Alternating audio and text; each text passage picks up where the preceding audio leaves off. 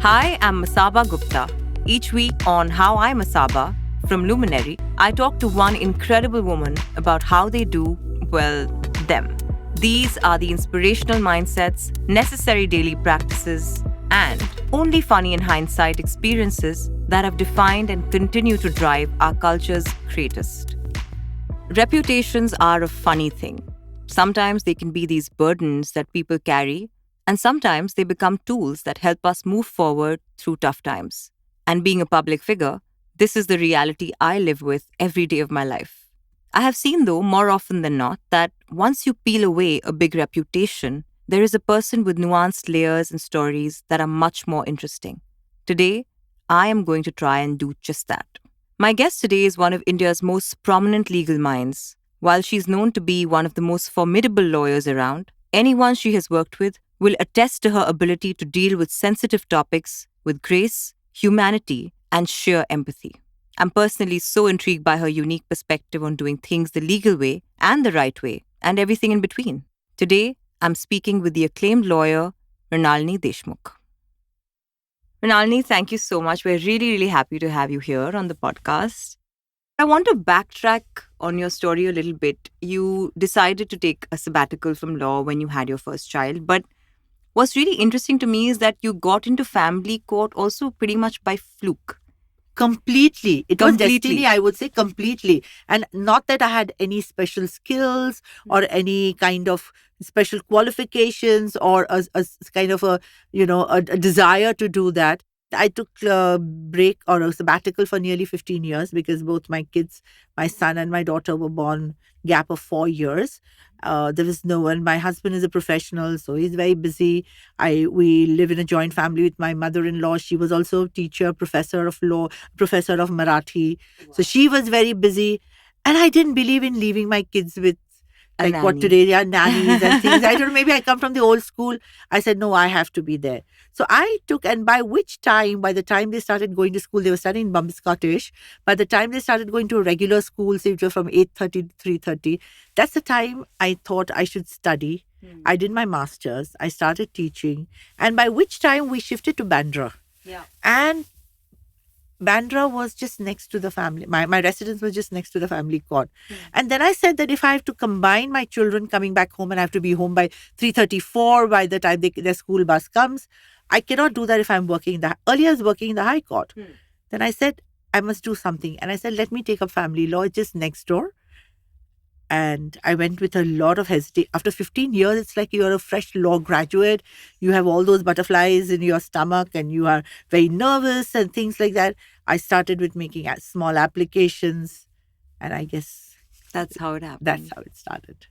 That's interesting. But, I also think that I wanted to ask you this. What is it about practicing law? And you just said that coming back after 15 years was like coming back fresh.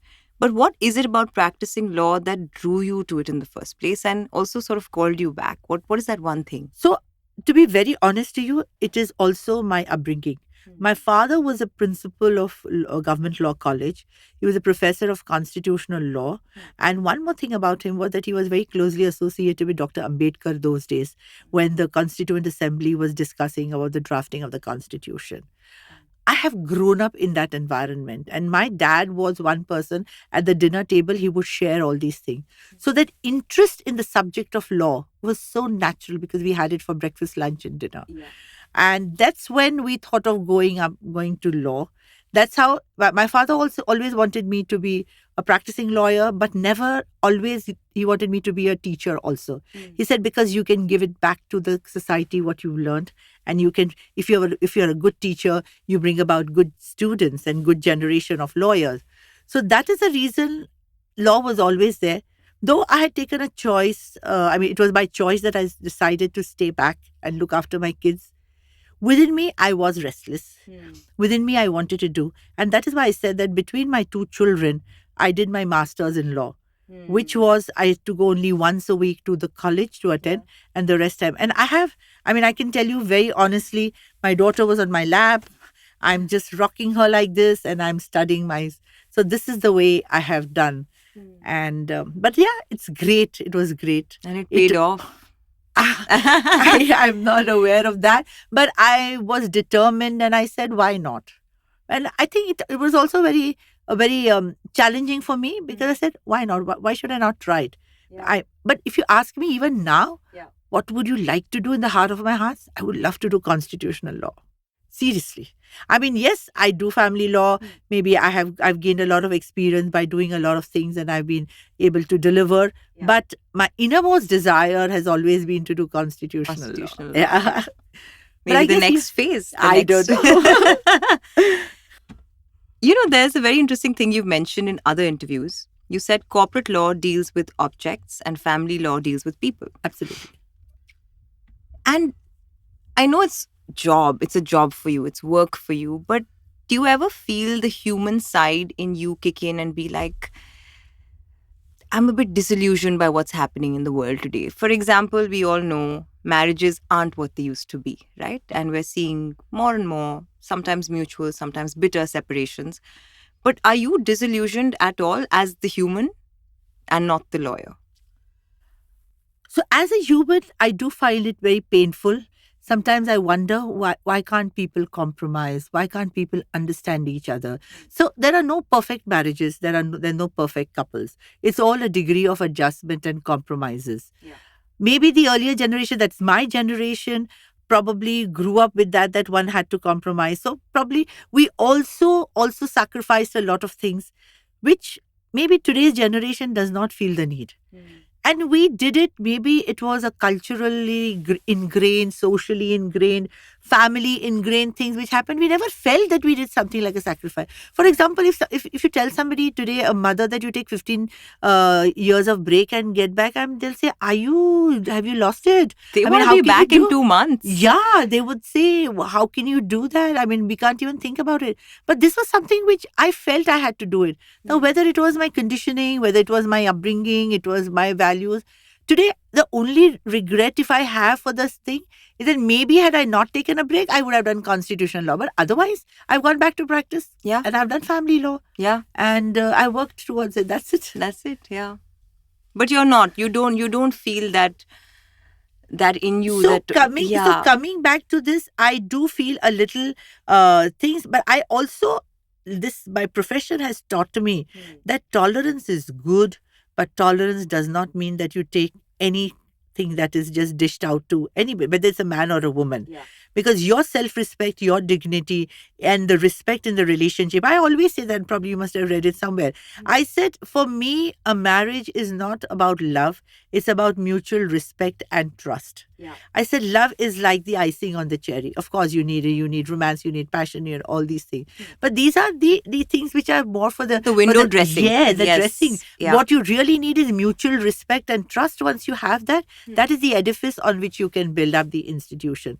So I guess this is where sometimes I do feel that you can, if there is there's lack of trust, there are allegations which are made about character, etc. I don't think any woman or any man, for that matter, should be taking it lying down, because you have your self-respect also.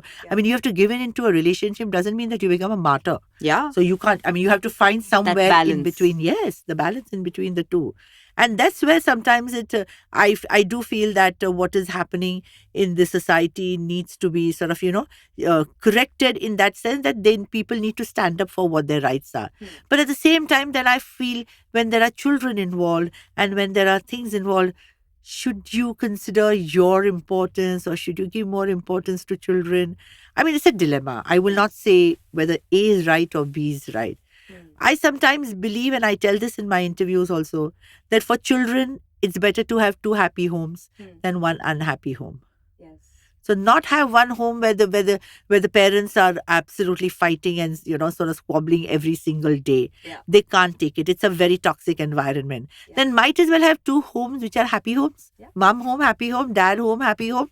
And you spend your time. And hopefully there's a friendship between them. Yes, yes, absolutely. Yeah. So I think it's not, I'm not able to tell you exactly what is a correct way of looking at it. Right. Again, it depends on the facts and circumstances of the case. But I must tell you one thing, Masaba, that, I mean, this is what most of my clients also say. The first thing when a client comes to me, I don the robe of a shrink.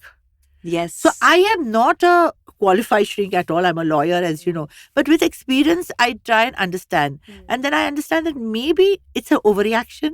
Maybe somebody had a fight last night and they'll think, I'm going to the lawyer and now I'm going to call her. So that you need to, first thing you need to talk to the client and calm him or calm her down. You are not to fuel any more anger in the client, is the first thing I realize. However angry or agitated the person may come to you in that state of mind. As a lawyer, you need to douse that fire. And then there is some reasoning that happens. And then there is a dialogue. And then we find out from that conversation how serious is the matter. Can we make amends in it?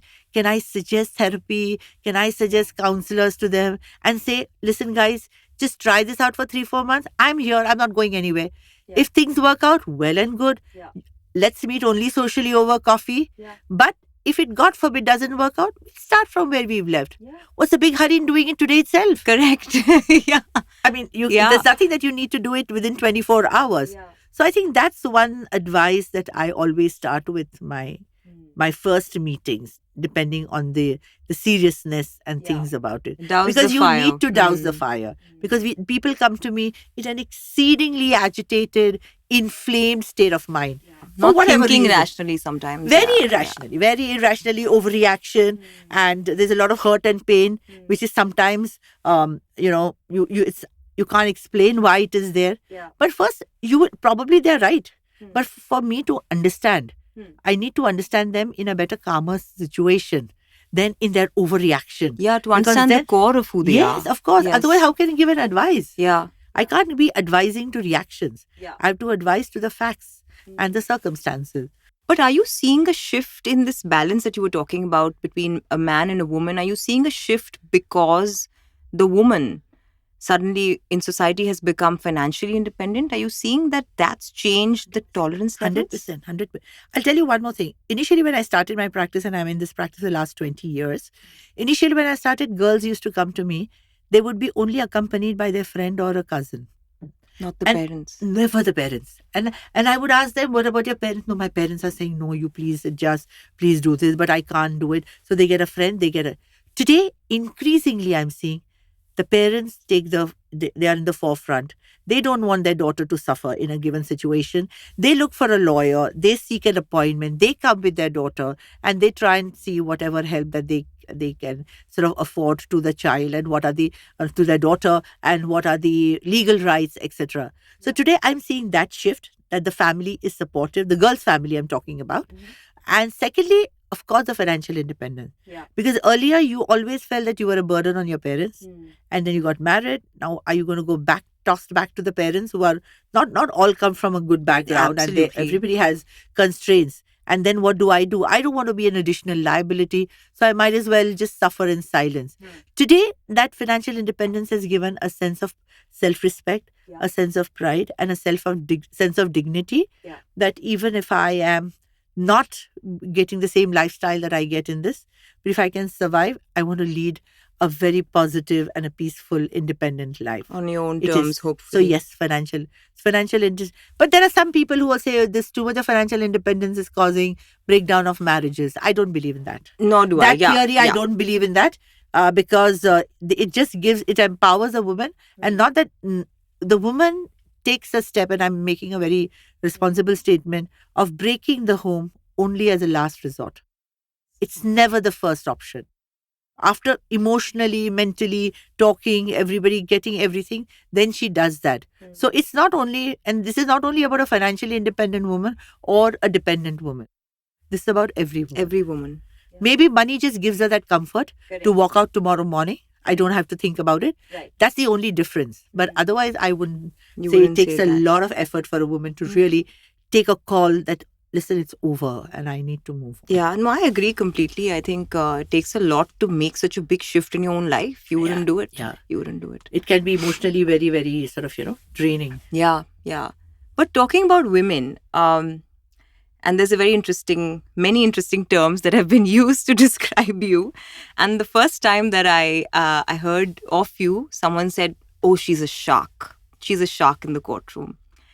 And you've been called a tigress. You've been called many things, brutal things, but also kind of a ode to your intelligence in a way, right? But do you think that if it were a man in your position who was as articulate and as sharp and as just getting the job done, would these terms not have been used? Do you think it's because you're a woman who is I think so? so. Yeah. I think so. Yeah. I think so. Because then that man is a great lawyer. Yes. But you're He just is- a shark. Yeah, A man eating shark. thank you for the compliments. But yes, I think it's also because they don't expect women to be the way it is. But I'll tell you something, Masaba. I have to be very. This is what not my image. Maybe this is what I am in the courtroom. But I'm completely different when I'm outside the court. And the reason for that is, as I said when I was discussing, that when I talk to clients, and I am known to settle a lot of matters and not fuel litigation. And this is something which I consider it to be one of the virtues that I want to pursue, and I want to sort of give it to the next generation. Family matters have to be dealt with a lot of sensitivity. These are not property matters, these are not corporate matters, these are not matters which are dealing to some land parcel, etc. We are dealing with human emotions, we are dealing with children, we are dealing with men, women, etc. Please, let's not get them and drag them to courts. Let's use courts as a last resort. If it has to push comes to shove, as they call it, but try and resolve everything with a dialogue. You agree, you agree to disagree, then you again meet, you again agree to disagree. You have these 3, 4, 5 rounds, and sometimes reasonableness does dawn upon parties. And it's a duty of a lawyer to impress upon the client the futility of a litigation. It's sounding very strange. But it is a good lawyer who impresses and makes the litigant realize the futility of a litigation. Because a long drawn litigation is a drain on your time, your emotions, your money, and your peace. And then there's no price for all these things. That's amazing. That's a great line. But I've had many guests on this podcast from different professions, and we always talk about the future generations, right? Like you just mentioned. Like with Faye D'Souza, I remember she said this very powerful thing where if you're a young professional who wants to be a journalist, you need to believe every day when you wake up that you can make a change and that you can make a difference. Right. Anita Dongre and I were talking about fashion, which sometimes can be a bit of a, people think of it as vain, just as an industry. And we both agreed that even if you're deeply passionate about this industry, it's okay to continue to work as an employee and not start your own business. This is really stuff that is difficult to learn from books, right? You don't realize this until you've been in the industry for a few years. And I want to ask you that one thing is, especially in family law, what is that one thing that you think the younger professionals just absolutely need to know today? You mentioned a great thing just before this. Is there anything else that they should keep at the front? So which is what I'm saying, and I feel, and I've been canvassing this across, that young professionals who enter the family law, I think there should be an orientation workshop for them. And why am I saying that? Why should it not be for the other lawyers? Because other lawyers who deal with corporate law or deal with real estate and things like that, they have to deal with the law, with the facts and the circumstances. Here, when you choose to take family law as your profession, you need to be groomed in a manner to understand that you're dealing with human beings. You're dealing with human emotion, and you owe a sense of allegiance and duty towards yourself and towards the society by ensuring that these marriages are not wrecked, the homes are not destroyed, long drawn litigations do not is only drain on the people's emotions, finances, and the peace. And lastly, and more important, there is no winning or losing in this case. There is no winner, there is no loser. Unfortunately, both are, I would say, losers. So let's make even this a little more graceful, a little more dignified, and give them the right direction to deal with it. I'm not saying compromise with the rights of a wife or a child or a mother or a father or a man, which is there. But be fair, be humane, and be balanced in what you do without compromising the interest of your client. And I think you can do that. One can really do that. Yeah, it's a learned skill. Yes. It is a learned skill. Mrinalini, your process is very unique to me. Just the entire pipeline of meeting people, then talking to them. You said you play the role of a shrink. But pretty much for any industry, I feel like you kind of need to pitch. It's like even in design, I think in a sense you say, okay, why pick my lehenga over someone else's, right? Right. I don't know if it's the same thing, probably a bad example, but similar zone. But like we said, family law is different. You're dealing with people, you're dealing with emotions. But you've also said that it's your duty as a lawyer to make sure that you're being compassionate and also being practical at the same time. How do you negotiate with yourself and your principles when you're making decisions about, or just giving advice to say, okay, now this is done. I think it's time that we move forward with, say, a separation in certain aspects. But you come across as somebody who's also had a super, super solid marriage yourself at home. How do you negotiate with yourself and your ideas of marriage and put that part aside? So Masaba, there are two parts of it. I completely, compartmentalize myself as an individual and in my personal life and in my professional life. In fact, I say it very often in a very lighter vein that after seeing all the problems in my professional life, that helps me to work on my marriage. Because then I realize, okay, this is where I'm going wrong, or this is where one needs to make an amendment. But that's on a lighter note. But I think if you are true to yourself and if you believe what advice you are giving to the client, that itself takes a lot of burden off the client's, what do I say, concerns and the issues which are there. Because you have to be very honest to them. It's like a doctor. Yeah. You have to be very, very honest that this is what your situation is. This is the malady. This is the problem. The cure is there. Should your cure be worse than what your malady is, you have to weigh the options. At what cost are we doing this? We have a lot of these cases, I must talk to you about it, that fathers don't get a visitation to their children. Yes. Some women can be very nasty. We are all women here. We all stand for the women. But some mothers can be very nasty and they do not allow the fathers to spend time with their children. And I think it's a great disservice to the children. And whenever I fight or if I'm appearing for a mother, and if one of my clients is likely to do that, I literally hold her back and I said, then I do not want to appear for you. Because I believe a child needs both the parents. Unless the other parent is an alcoholic and, extreme, something lunatic, and it's harmful for the child. But I said, you have a vendetta or you have a vengeance against him. A bad husband is not a bad father. A bad husband is not a bad father, or vice versa. A bad mother, bad wife is not a bad mother. So in that case, you have to keep this aside. Do not use the child to get back at your spouse. Because if you think you're going to have the last laugh because your husband is not going to get the child, you're not realizing it's your child who's going to be hurt in the process. And once you understand that, you don't want your child to grow up in a messed up way, right? You want your child to have a balanced thing. As I said, that it's better to have two happy homes than one unhappy home. And you owe it to your child to give him two happy homes, which means time with his father. And then otherwise you're doing disservice to your child. And if you think that, no, I'm taking care of my child, you are not taking care of the child. It's the opposite. Absolutely. I'm very firm. So these kind of things, I'm very, very firm about it. I have, maybe to be honest to you, lost a few people say, okay, if that's what your view is, we may want to take somebody else. I said, fine. But then I want to be true to what I believe in. Otherwise, then there are a lot of things that happen that can go on. Yeah. You work crazy hours. How many hours do you work? 12. Okay. But high power-packed hours. And these are all, because we have Zooms and we have phone calls. And these are all high intense matters. Yes, absolutely. Because everybody is in that zone. And we have different time zones because we have clients from outside the country and all that. Yeah. So it amounts to around 12 to 13 hours. 13 hours. Yes. But your brain is always on. Yes, right? It is on. Yes. What is the idea of rest for you? Good question. Good question. So the idea of rest for me is, so obviously my exercises in the morning, that's one thing I don't compromise. Okay, wow, I'm so happy to hear that. Yes, whether it's yoga, whether it's my walks, whether it's whatever things which are, they really keep me going. I'm fond of theatre, so sometimes that's where it is. I'm fond of a lot of reading, but I can't read too much because otherwise also I'm doing a lot of reading. Correct. And you end up reading, it's really putting a lot of strain on my... and most importantly, really, really being with my children because I learn so much from them.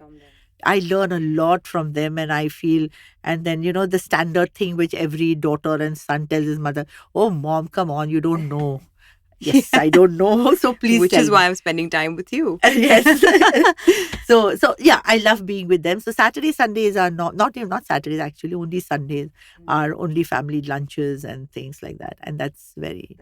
Yes, but I don't get these usual holidays and vacations and all that. No? Something no.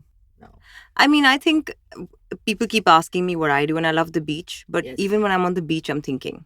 You know, Yeah. it's just a prettier I place to know think out of. work-life balance has to be maintained. I do Yeah. believe in that. Yeah. Maybe difficult to put in practice at times. That's all I can say. But what is the one thing that refreshes you? Is it the workout in the morning? Yes, That's the one. The yoga part of it. Same here. The yoga is Same here. really so energizing. Same. I mean, when you do it, you feel so tired and you want to say, oh, it's not getting over, the Yeah. time is still on. Yeah. But after that, you feel so energized. Yes. Really, yes. I really yeah. enjoy it. Yeah. More than anything else. Yeah. And these are the last few rapid fire Right. questions. Right. Is Mumbai the best city for you? Or if you could move to any other city in the world to practice, what would it be? Never. Only Mumbai. Really? Only Mumbai. Not even Delhi. Not even Bangalore. No. Mumbai is. I've always been a Mumbai girl. Yeah. Born, brought up, everything here. Yeah. So I would never trade off Mumbai for anything in this world. Forget London, New York. You just name it. No. I agree. I think the pace of the city keeps me going. No. It's the spirit. It's amazing. Spirit. It's amazing. Mm. What do you like to read apart from what you have to read? Do you have a book recommendation? Crime fiction. Really? Yeah, I love to read crime fiction. Do we see another channel opening up I there? don't know. Apart from constitutional law.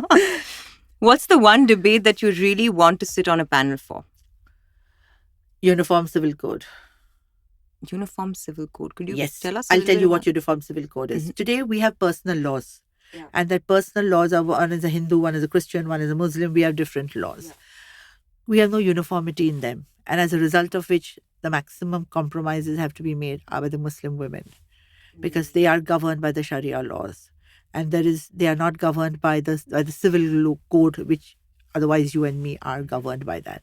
So I do want to bring about uniformity in them so that there could be a lot of improvement in their whatever their rights are and the recognition of them as such. So I think uniform civil, and this is nothing to do political. Yeah. I'm away from politics, of course, but this as a practitioner of family law and having dealt, because I deal with Muslim laws.